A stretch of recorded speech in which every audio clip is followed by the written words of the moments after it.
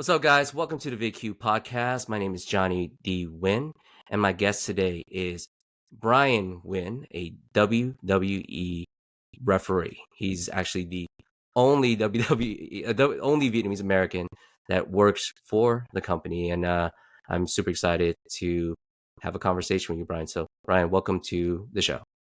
Hey, Johnny, thanks for having me. I've been excited to have this conversation with you because you actually get to live out almost like a dream of mine to work for this amazing company. Cool. Yeah, I'm excited to do this. Yeah.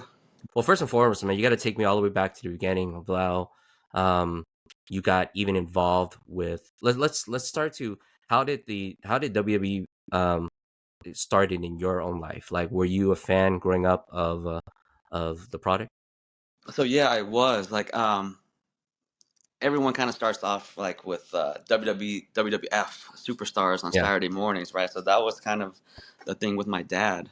I mean, he worked a lot during the week. Like he'd have his, 7 to 3 o'clock job, and then after that, when he was done, he would actually have a second job, which was doing like building maintenance, and he would Okay. help out with anyone to, you've got to fix a faucet or anything like that with apartments. He knew someone that would able to hire him to do those side jobs.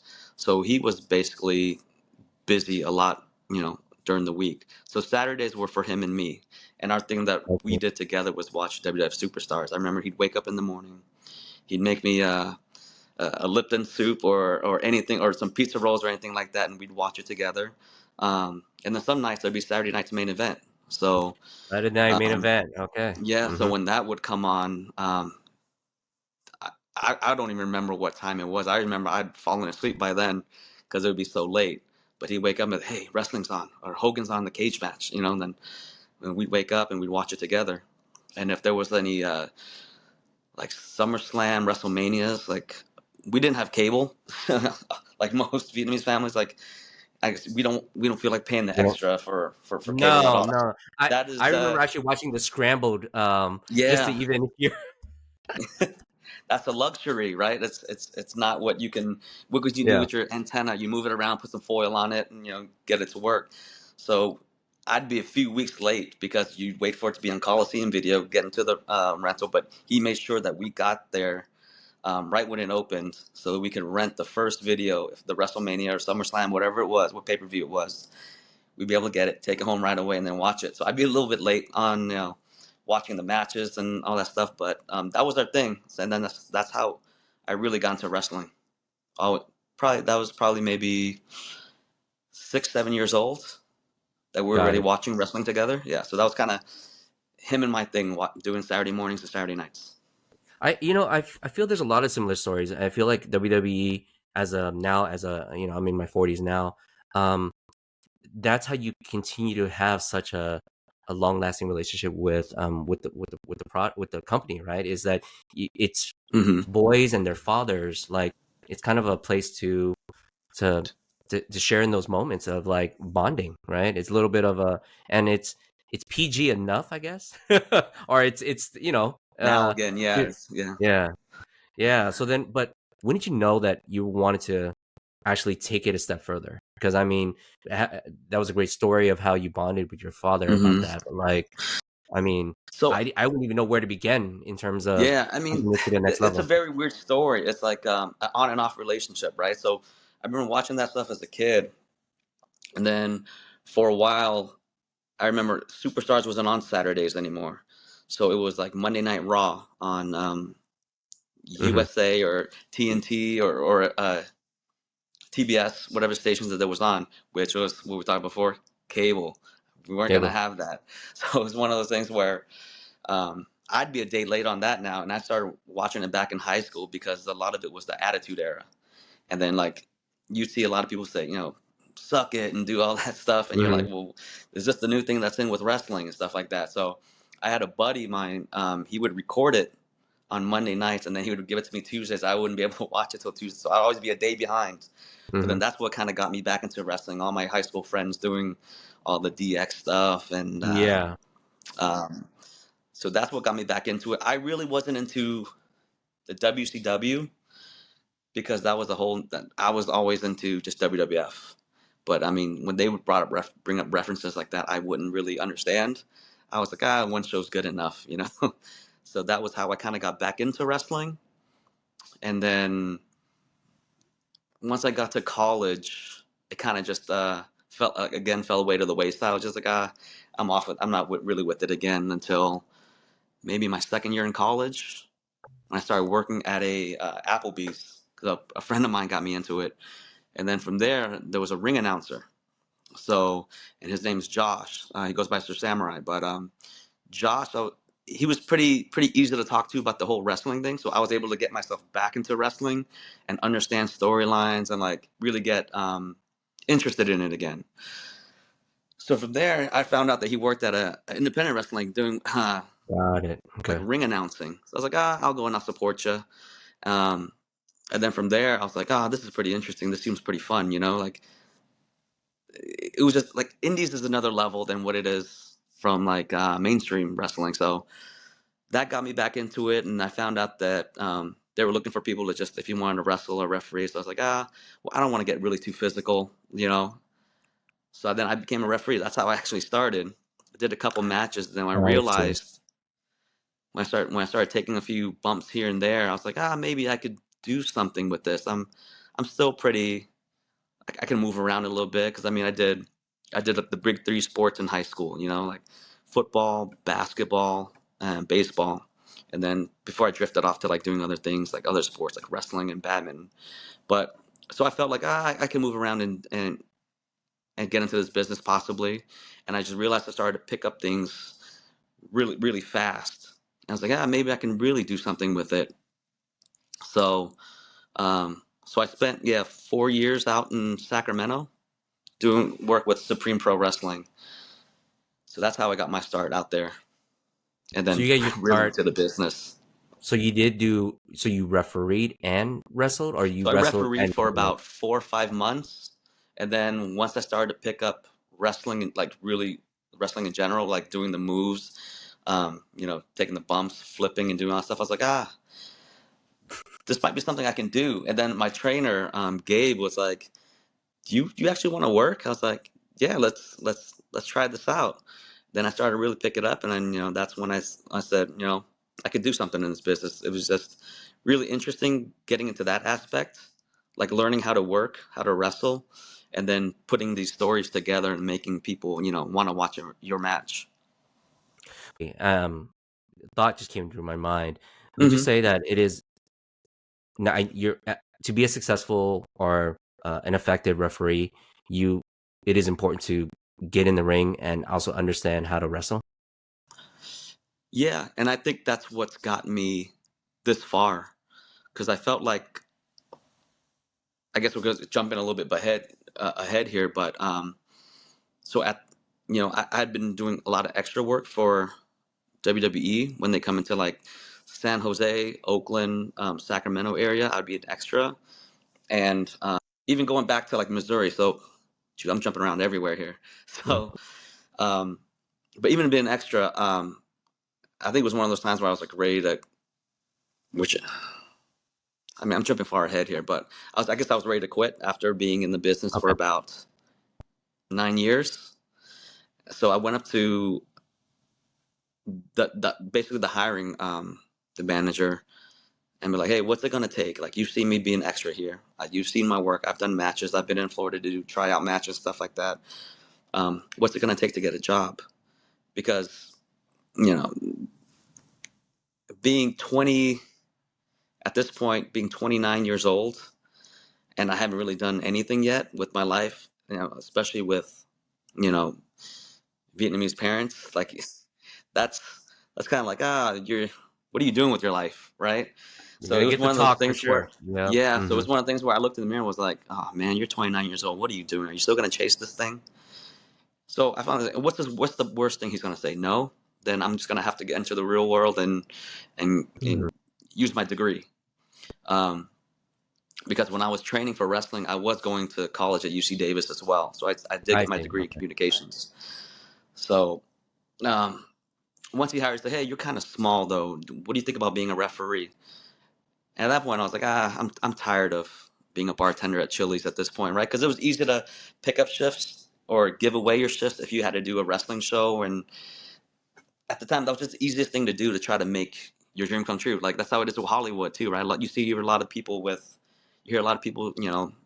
they do the job like serving jobs, waiting jobs, waiters, just because you can switch shifts out. And so if you need to take a gig, need some time off to do some work, you can.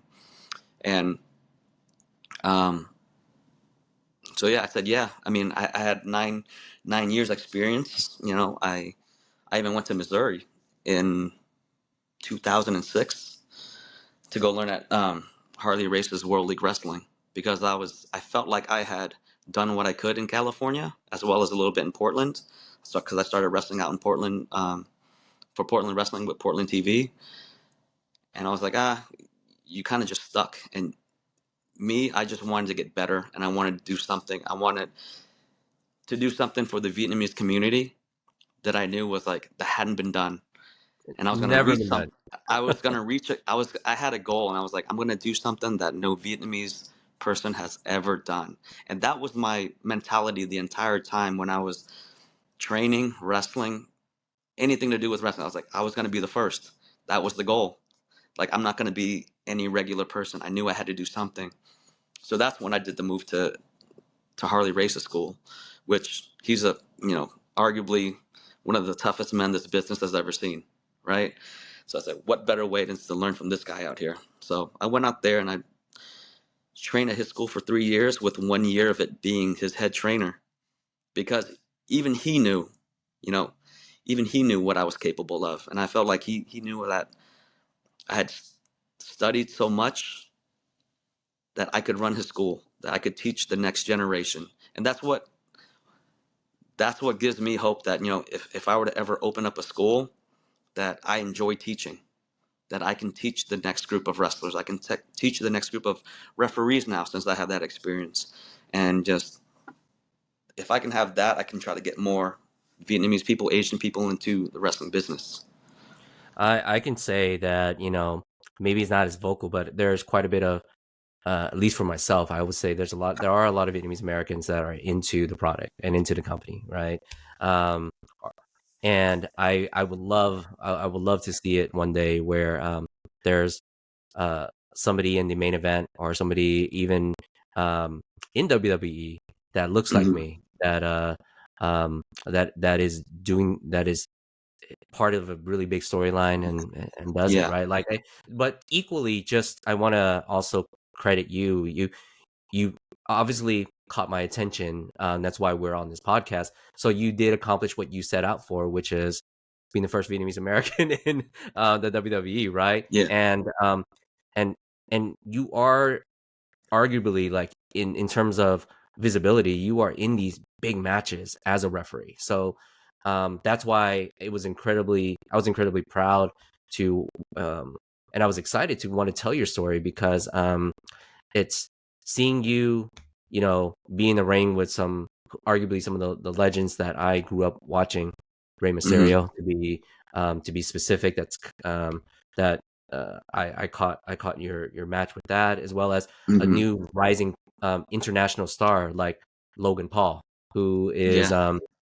for those who don't know, like, Logan Paul, outside of his social media um, uh, uh, image, this young man has gone into the WWE and done some work that most guys take years to get to that Yeah. level and opportunity. Like, I think what a lot of people don't understand, I know the people assume they have this idea that combat sport is real fighting and WWE is fake, right?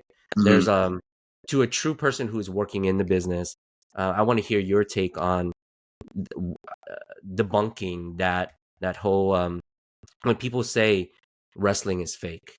What is your rebuttal to that, or what is your response to that? Oh, there's nothing fake about it at all. It's easy to say. I mean, Exactly. it's scripted. Yes, it's scripted. Finishes for matches, right? But if you jump off a top rope and you land on that canvas, you're not faking an 8 foot jump landing on there. There's a lot of training to be done. I mean, you see like a 10-minute match. on TV or something like that, and you think, oh, this is fake, whatever. But you don't see the work that some of these guys have put in behind it. How much time they've sacrificed. Like me included, I already know. Like I tried it. I tried to do it for 9 years before I said, okay, I'll become a referee. It's it's tough. It's hard on your body. I mean, for me, it was moving away from home. For a lot of us, we do a lot of sacrifices to get where we are, and then you're putting in 2 hours of work each day, and like learning how to fall on your back, how to Yeah. how to land correctly. I mean, if you're a smaller guy, like how I went 5'5", like I had to do flips, I had to spring off the top rope. You got to learn all these things. So it's very demanding on your body, and on top of that, you've got to find a way to get to the gym. you know and so then now you're putting extra work on your body. Like, can you believe all the stress and all, all the work that you're putting your muscles through? Like, that's more than the average person. Like, these guys are athletes. they're They're just athletes. they're very good, and they make it look easy. I want to expand on that. They're athletes, but they're also phenomenal entertainers because Hmm. what I feel what makes combat sport very different in comparison to superstars in WWE is that you also have to entertain, right? Yeah. um, and in terms of, just to add more context to the demanding side, um, these wrestlers, when they get on TV, they also have to wrestle and work live events where it's not televised, and that's more or less they're continuously doing these 5-10 minute matches, but it's to your point, there's travel involved. There's You got to find Yeah. yourself to the gym because your product is your body, Hmm. and keeping up the shape. And then I think the last thing to kind of touch on that is um these wrestlers also have to not try to, especially when they're moving towards a storyline. Um, Hmm. they also can't. You're not there to be reckless and try to injure your Yeah. your partner, right? Your ring partners, Hmm. because you want to sometimes even getting, just like I would say, like, similar. My viewpoint is similar to like an actor, right? There's a time where you're riding a nice wave, and Yeah. your character or your star is aligning, like you and then you have an antagonist, or in the wrestling business they call them heels, that is Yeah. also rising at the same time. You want to Hmm. dance with that partner for a while because that's what the fans want. But if you injure Yeah. it, you'll get written off of that particular storyline, and that's what I feel wrestling is currently, or the WWE product is. You gotta meet all the expectations of the fans, but at the same time keep the partner that is keep the partner that is like hot with you, so good guy Hmm. and bad guy, so that the fans keep coming back and watching how you guys Yeah. resolve this particular storyline. Am I Yeah. And that's You the have very anything to hard add to part that? about that. Keeping people invested. Yeah. Yeah. So let's talk about the job of a referee, because, like, I for one have some ideas on what you guys do, and people that don't watch the product, Hmm. like, they think it's pretty easy, but Yeah. take me through, like, what makes a great, like, what does a referee do, and what makes a great referee? Uh, so there's two types with us. There's a talent referee who's just, who goes to the building, they'll referee the matches, and then when the show is done, they'll leave. And then, so I got, you know, the privilege of being one of the very few people in this world, let alone, now I got one of the very few people who has to be there early in the morning. Mm-hmm. I've got to go ahead and set up the ring so I can know the ins and outs of how to fix a rope if something snaps. God forbid something happens and the rope breaks, and change the canvas and make sure everything is ready to go for a multi-million-dollar corporation.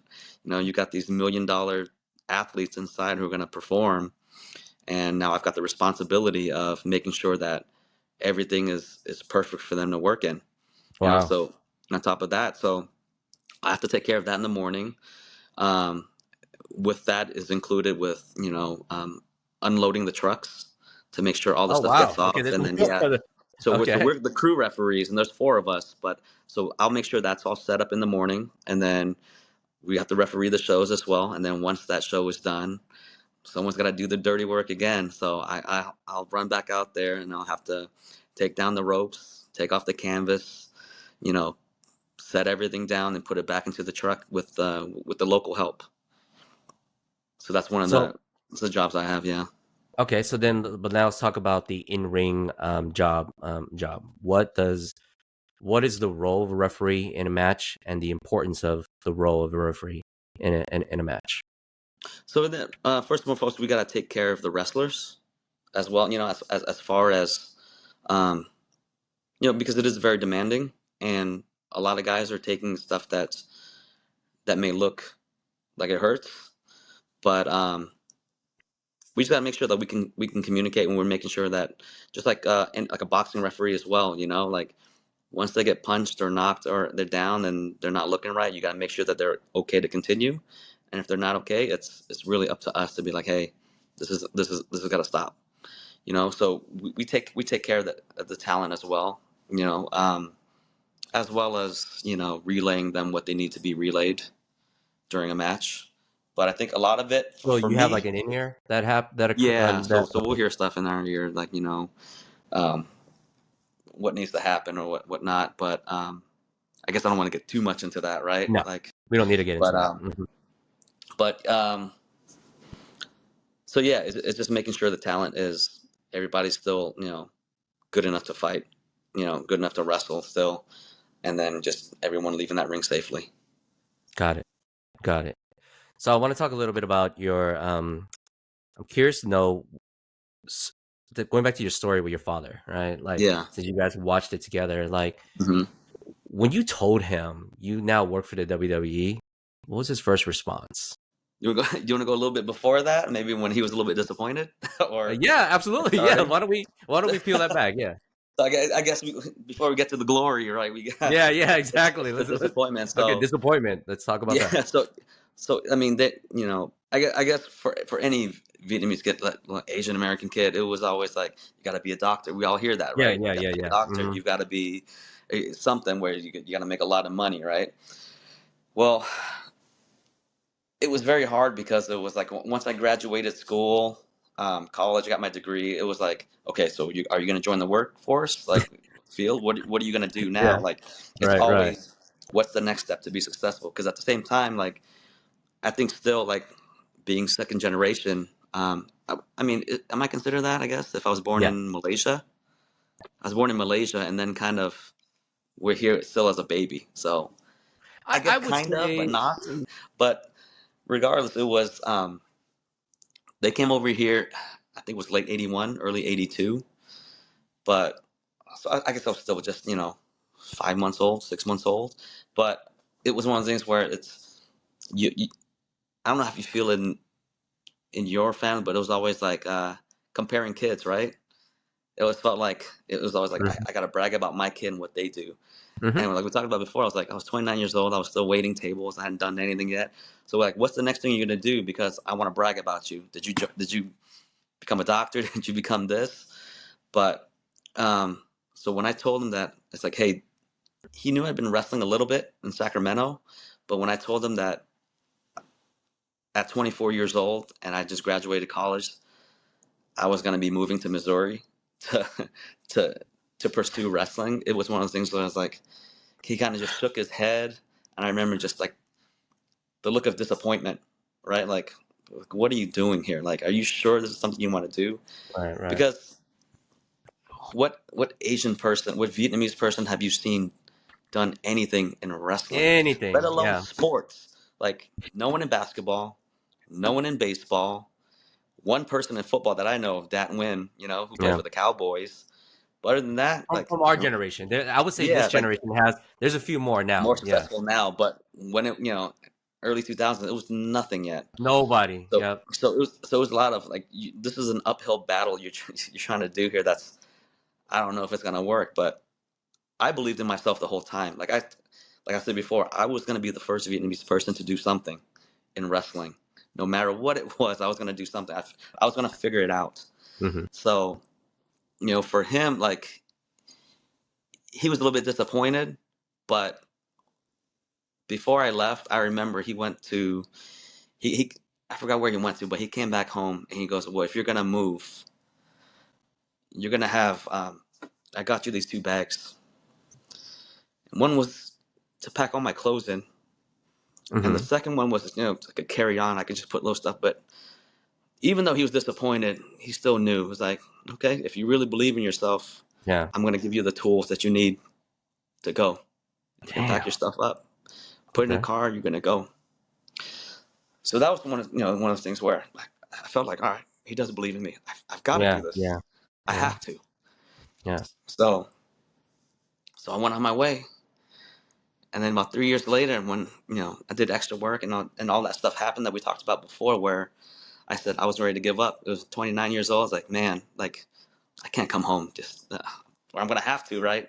Give up on this thing. But Yeah. I gave him a call from St. Louis, and I said, hey, Dad, they signed me. He's like, what? He goes, yeah, I can't wrestle anymore. I can't main event like wrestling, but I'm gonna be in the main event even as a referee. He goes, Right. well, Right. you made it. You did it. You said what you were going to do. You're You going to work did for it. that company. And you did it. And so that was one of the most awesome moments I ever got to really experience with my dad. It was over a phone call. It was like I did it. I Damn. did That's something. chills, Yeah. bro. That's and has he has he taken advantage of coming and seeing you like at any of the shows? Yeah. So when we first started getting when I finally made it to main roster, so 2013, I think we had a show in San Jose. So I got him tickets with my sister, my 2 sisters, and their husbands. They all got to come and watch me. And they sat there and they were like, "Oh my God, he made it!" Like he's in the ring right now, in front of this 10,000 seat arena, Oh and yeah. look at him, he's in the ring. So that At was pretty SAP? awesome. That SAP SAP, Center? yeah, Yeah, yeah. yeah, or no, HP, right? Or well, it's SAP now, but HP at the time, HP Pavilion. Yeah. Right. But that was one of those moments where I was like, "Oh my, yeah," they got to see That's their a super son, cool their deal. brother, in person. Well, now to kind of touch on, you know, there's a clip I'm going to play during the podcast of relationship between your son River Mannix. That's what he put down. Um, Yeah. and you also have a couple other sons and a daughter as well. But like, Hmm. um, what was it? So your boys, right? Like, obviously because you work for the company, but like, how did they naturally start getting interested in the WWE? Was it kind of a natural like I want to see what dad does or what yeah, like what are their thoughts on the WWE? My 7-year-old, he kind of sees it on TV a little bit, but he's autistic, so sometimes he doesn't really Hmm. get into it. They get into what they want to get to, right? So sometimes he'll just get on his iPad or he'll do what he's really into at that time. And it hasn't been wrestling yet.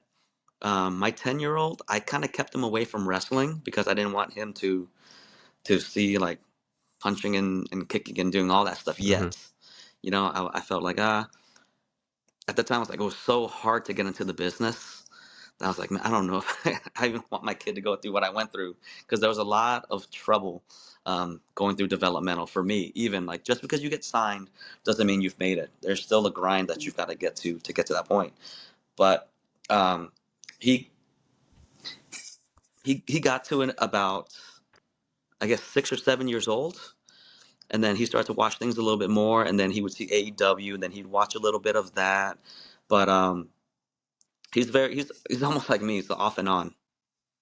You know, for the most part now, I think if it's on TV and he sees it, he'll sit there and watch it. But it's what he sees on like, I guess TikTok when he surfs on TikTok or Instagram when he sees clips. That's as much as a wrestling that he'll really get at the moment. I want to talk about your wife a bit. What was her impression when you guys like met for the first time about this whole did she meet you before you were in the WWE or Yeah. Oh, so she's been with me from basically the start. So after I got done with college in Sacramento and doing wrestling, I moved back to the Bay Area to be with my parents because I still wanted to chase this dream. And with that, I was like, I couldn't pay full rent and stuff like that. Sometimes Mhm. Yeah. some of these indie shows they don't pay well. You're just getting No, yeah. hot dog and a handshake or $20.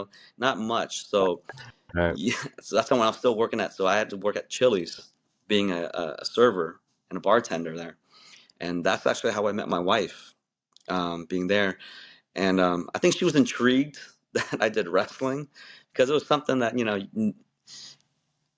let alone like a Vietnamese wrestler, like you just don't see that many wrestlers, I guess, that just kind of are just around. It's such a carny business, like there's a few of us. Yeah. And but from her having an entertainment background singing, I think she kind of knew. It was like, oh, this is entertainment. Like, let me go check out some shows as well. We hung out. She'd go a couple of my shows, and I think she's got really interested into it. And she was also one of the ones that was, very strong about, if this is your dream, like you've got to go chase it. Because one of the Yeah. things she did was, I know she tried to go to LA as well and try to pursue a singing career, until some things derailed and she moved back to the Bay Area, which I'm very fortunate because if it didn't happen, we wouldn't be together. We But were together. Yeah. Hmm. yeah, but she understood and she knew that I had to chase a dream, and she was very supportive the entire way. So she's been through that while I've been in Missouri, and she's been in the Bay Area to me getting signed and moving to Tampa with me. And then, you know, when we were pregnant with our first child, she was the one, she came, we were like, oh, we, luckily I was made full time. So we moved back home to the Bay Area to be with family. And that's how, yeah. So she's been through the whole road, the whole ride. Super cool. Mm. I know you guys are a multinational like household, right? Like she's not Vietnamese, correct? She's Mexican, yeah. So it's She's very, Mexican. So, the household is very multicultural. Yeah, yeah, Mexican and multicultural, Vietnamese. exactly. He gets to see both sides.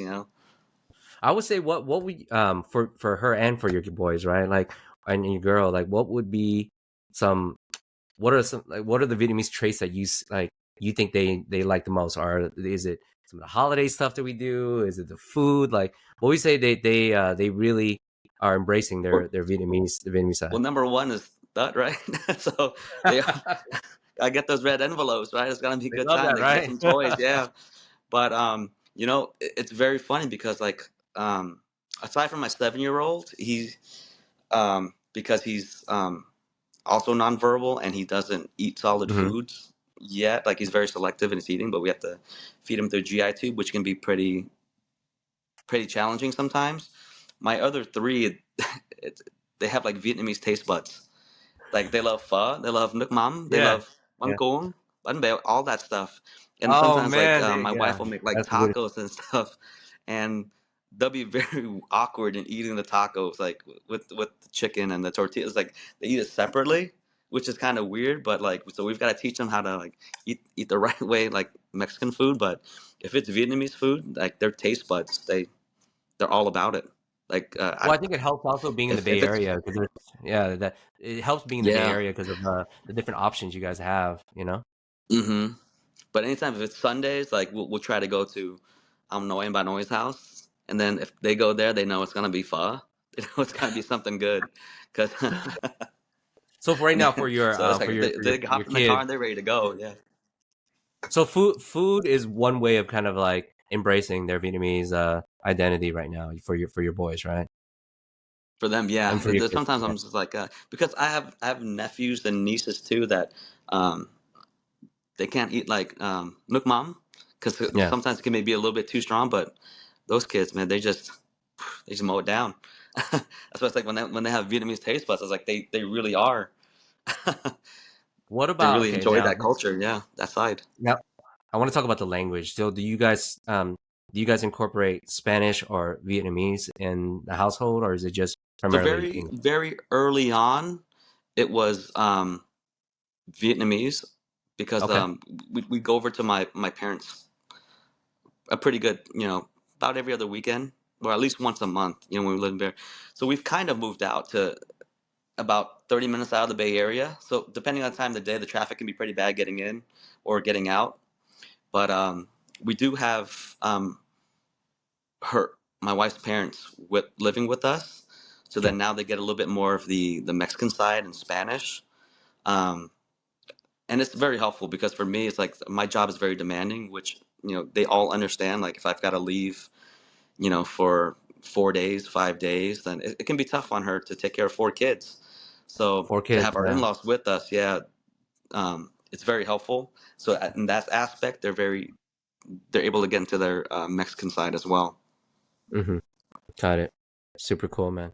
Um, Now I kind of want to dive back into a little bit about there's a I want to talk a little bit about Vietnamese and the topic of wrestling, right? Hmm. Um, you know, you being the first Vietnamese American referee, um, while you were going during your time in the Indies and also like at W, have you seen any other prospects or other next generation wrestlers coming from our community, male or female, that you come across?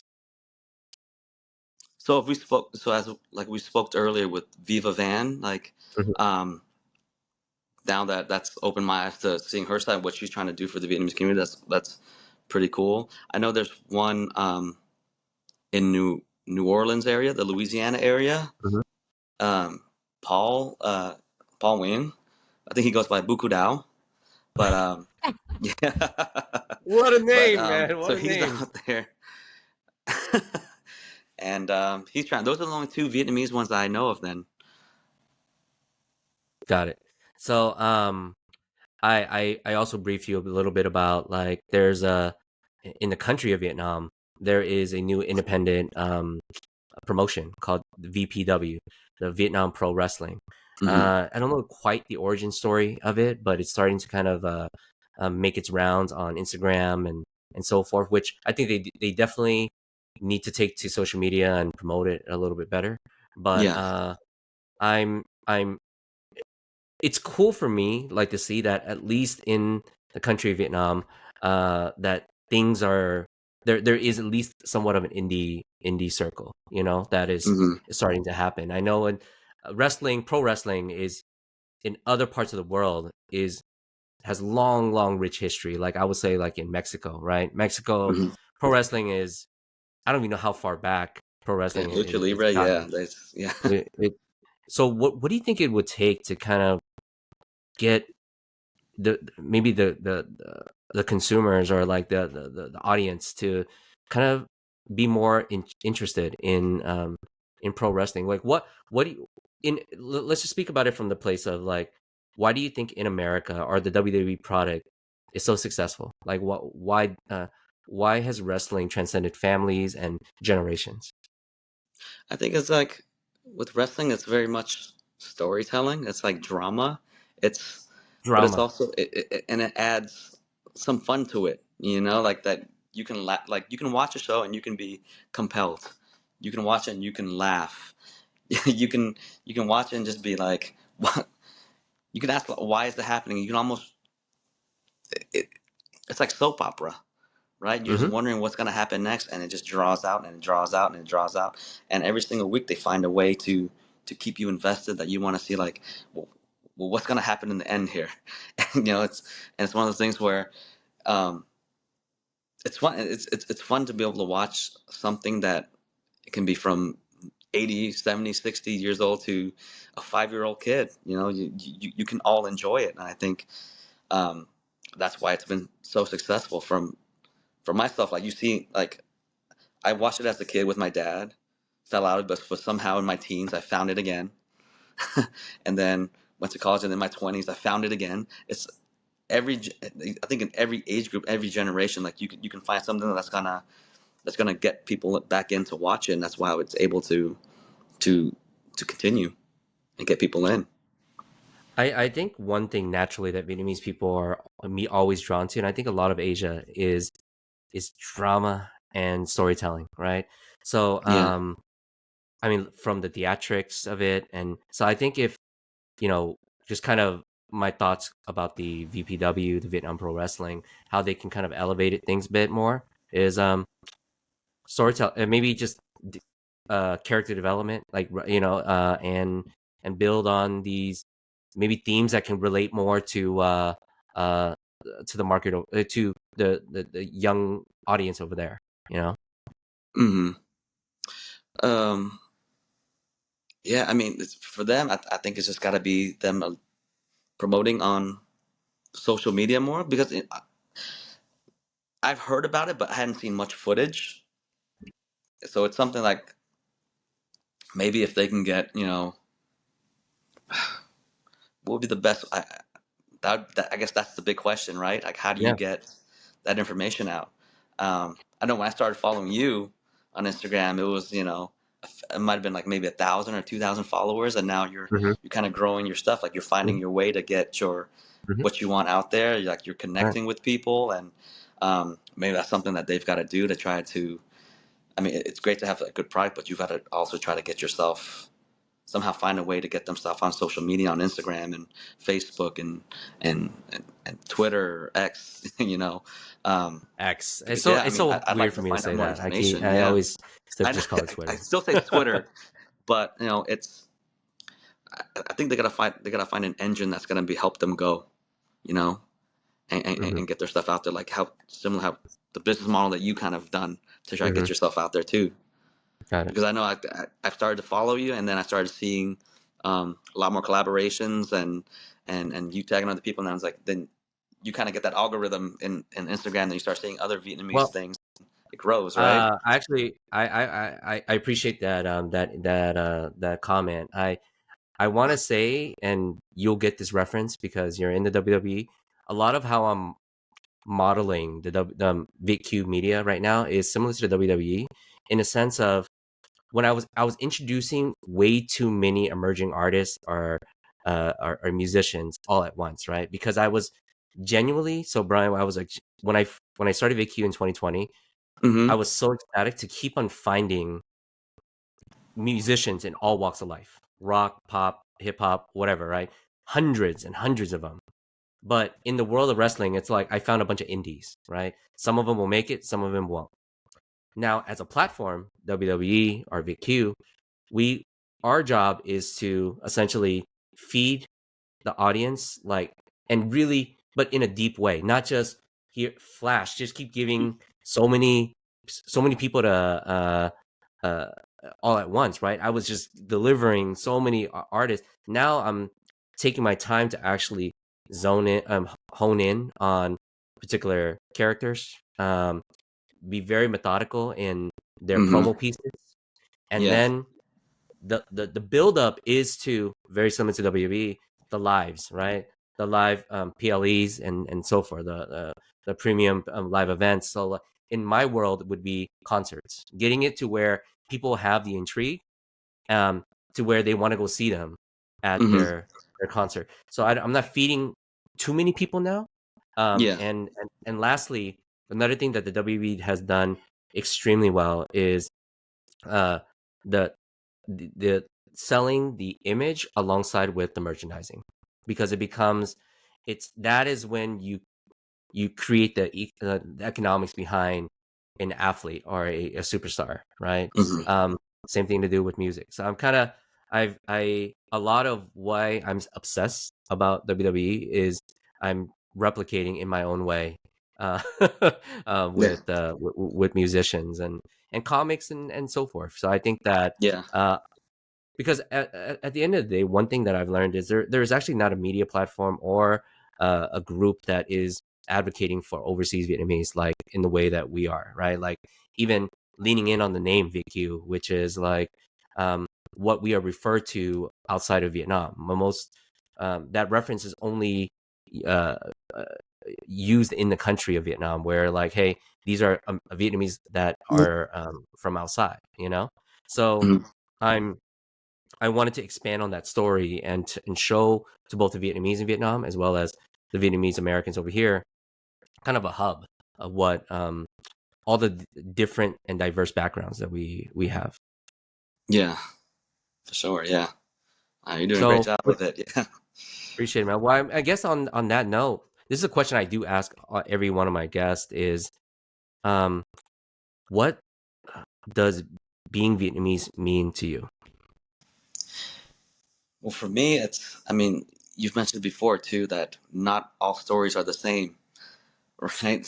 Yeah. So for me, I'm very proud of being Vietnamese. When I see others make it, like musicians, entertainers, um, entrepreneurs. Like, I have a friend as well in Stockton. He raps and he has a store. Stay Winning. I try to support that business because I know he's trying to make it as well as Yep. with clothes designing and stuff like that. And Sea Rock, right? so, yeah, I try to support him as much as I can. Um, but it's I want the Vietnamese people to be able to do more in a lot of professions that is mostly dominated by, you know, other races. I want us to, like, for me to be the first Vietnamese referee in WWE is okay. I got there. Like, who's gonna be the next, you know, Who's gonna be the next? Yeah, Vietnamese? I mean, I think there's a half Vietnamese player that's on the OKC Thunder at the moment. that's correct. Jalen Williams. Yeah, Yeah. So so when I saw him and get same thing on drafted, baseball too. Actually, Tommy Pham, who plays for he just played in the World Series, killed it yeah, in the World Series. He's mixed race himself. Yep. yeah. So like seeing stuff like that is like very proud. It makes me very proud because it's like, hey, we're making some steps forward. Um, we're not so like held down, 'cause I feel like we need to make some more noise. I feel like we're so capable of doing more things. Like we always hear about that glass ceiling, and it's time for all of us to punch right through that. And I think if I can be, one of those Vietnamese people to be able to inspire someone that's watching this right now or listening to this right now, and they can say, "Hey, let me do this. Let me try this. Gamble, go for it. You never know. Just make us proud." you know. Hopefully, like I've made the community proud. You know, that's Well, I that's think in my biggest thing.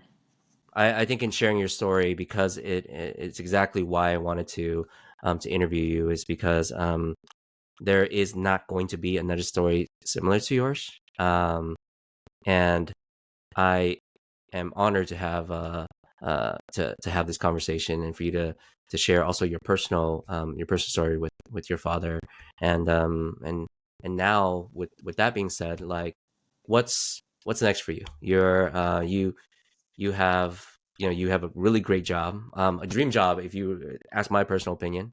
I definitely want to come. I for one want to go see you at work because I'm a fan of the product.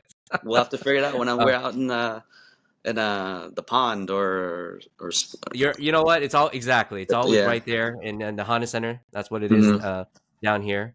Yeah. But yeah, what's next for you, man? As far as like Where do you see yourself in the work, next like 5 years? me, well, I'd still like to be able to referee. My goal is to go another possibly 10 years doing Awesome. this. After that, I would still like to be still with the company. Um, I do enjoy the behind the scenes work.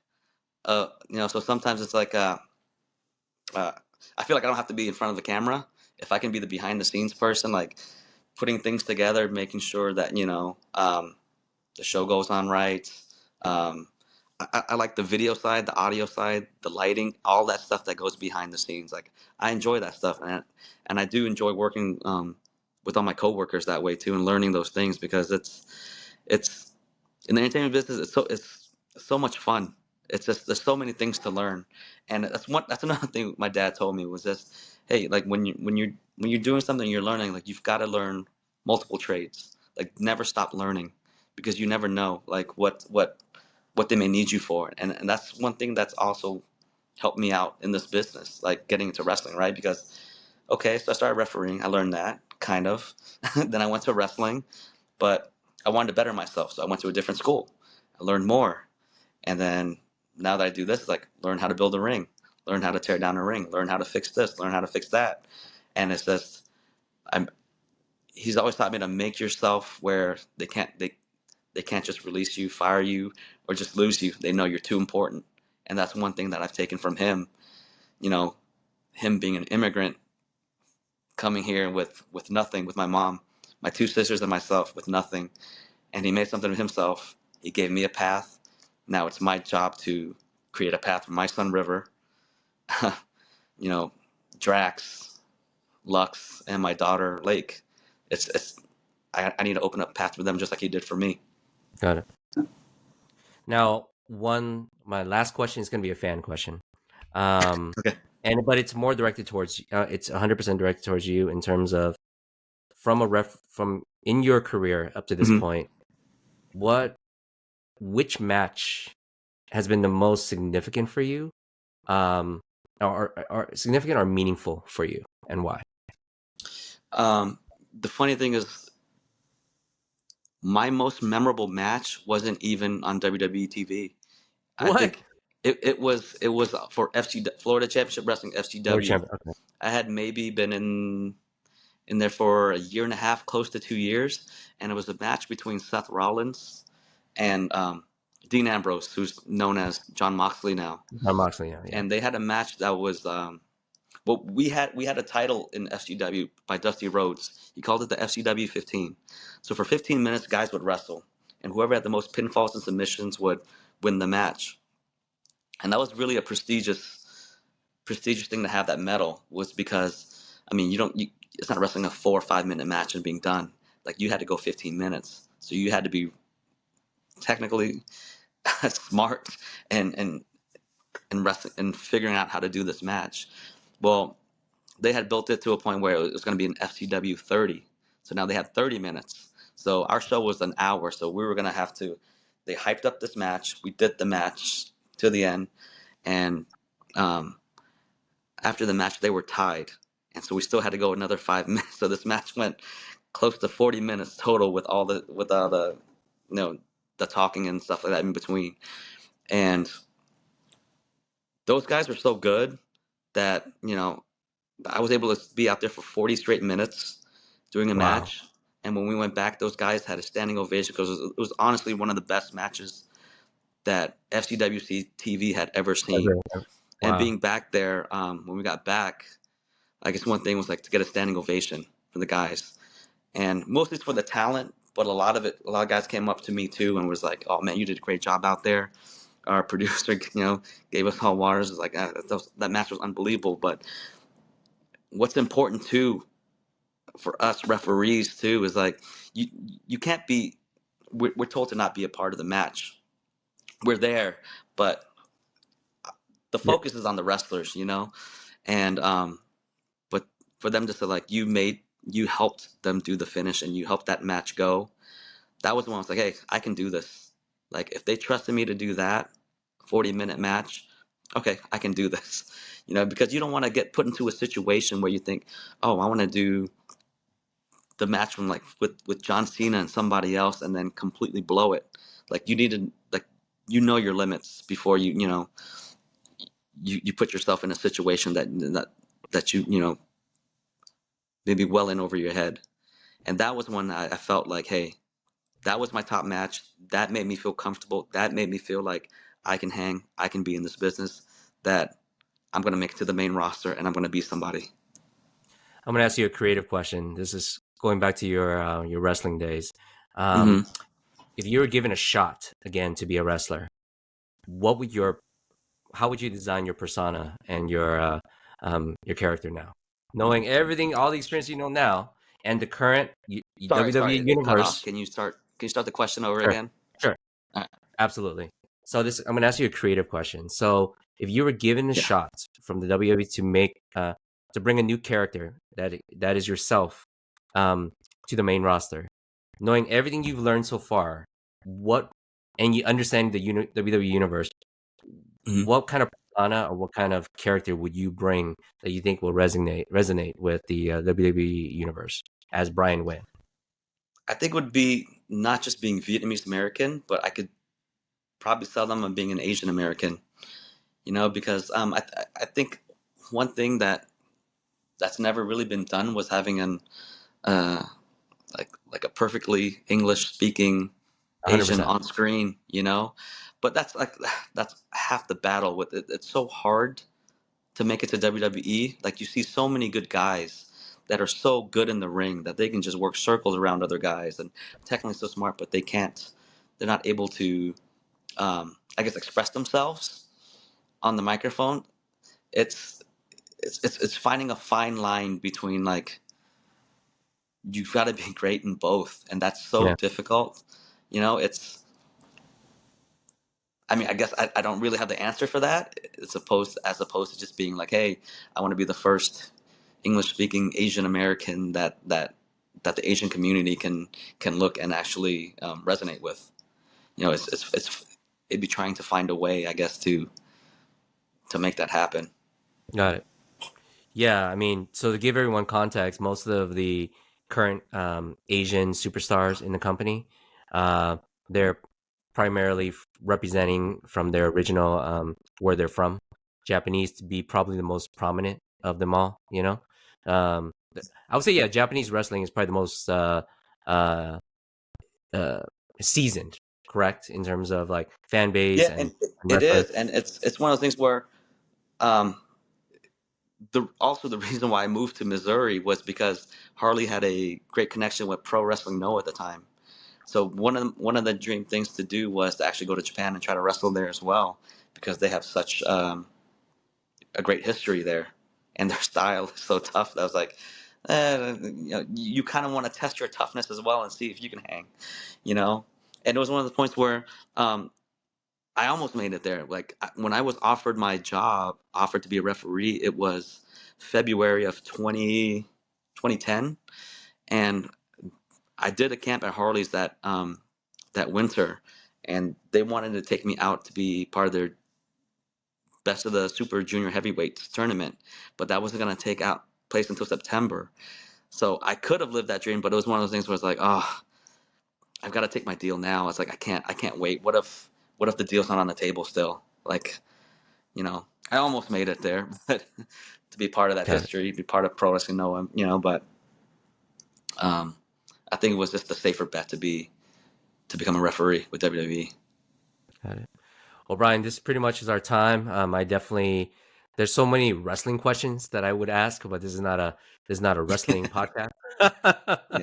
We'll save that for offline. No, but I uh greatly enjoyed this conversation. I really appreciate it, man, and I hope we could Yeah. meet in person one day in your at your I'm sure work, we will. and I'm and up I'll be north, so there not too far away. cheering you on, man.